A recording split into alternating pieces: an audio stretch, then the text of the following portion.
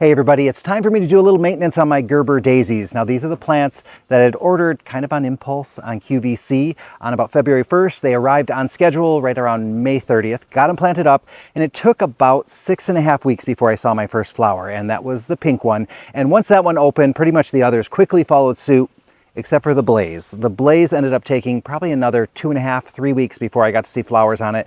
This is the first flower to open on this one. So fortunately, it looks like it's on track to be like the other ones where it just keeps sending up new ones. But I'm looking back at these, which have been around for, what is it, 3.5, 4 weeks. They're looking pretty rough. And so I thought I'd trim them back.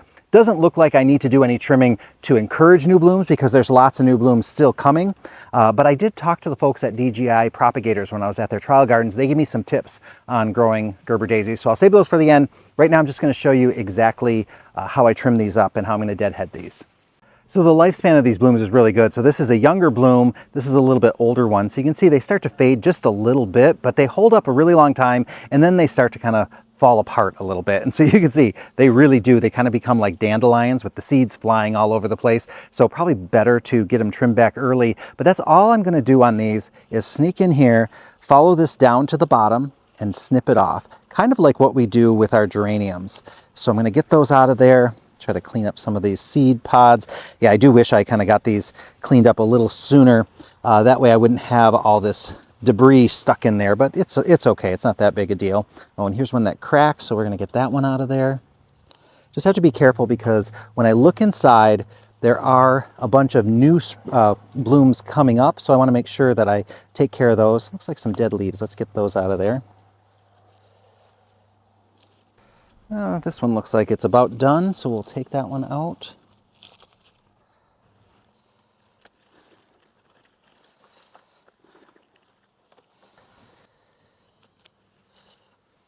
So on my visit to DGI Propagators, I asked them for any tips they had for keeping your Gerber daisies looking good all season long.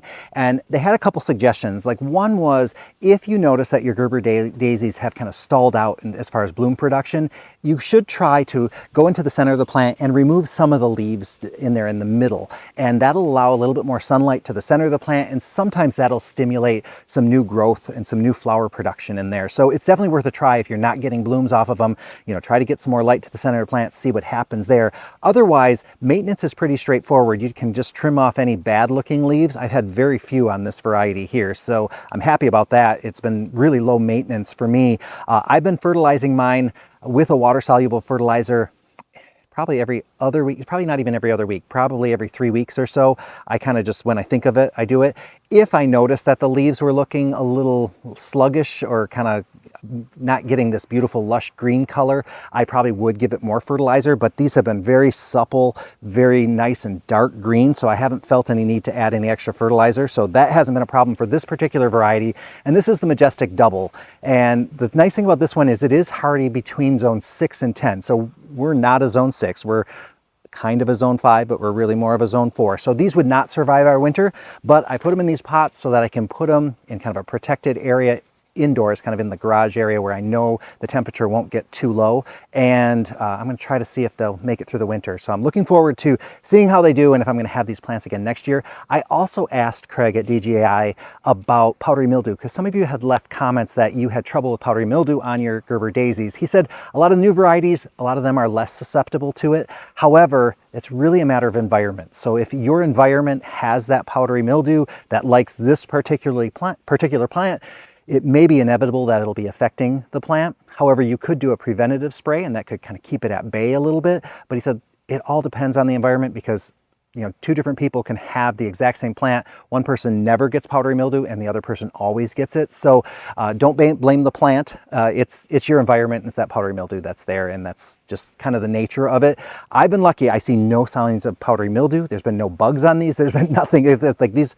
Wait, I better like knock on wood or whatever because these have been so easy to grow, so I'm really happy about that. There are lots of different varieties of Gerber daisies out there. This one is particularly tall. I love the size of it, nice and full. Love how it fills out these pots. I mean, this is fantastic how it looks. So I feel very lucky that I had gotten my hands on these. Thank you guys for watching. I appreciate it. If you have any advice on growing Gerber daisies, I would love to see it in the comments there. Some of you had asked about, hey, does it really help to clear those out in the center? Craig said, hey, we've been doing it and ours have been continuously blooming. So he said, I don't know if that's the exact cause, but whatever they're doing is working, so let's just keep doing it, is kind of their philosophy, and I'm on board with that. So if I notice these starting to stall out, I will do that. But right now, there's so many new blooms coming that it doesn't seem like I even need to do that, but I'll keep an eye on it and I'll give it a try if I need to. So thanks for watching. Talk to you guys all very, very soon.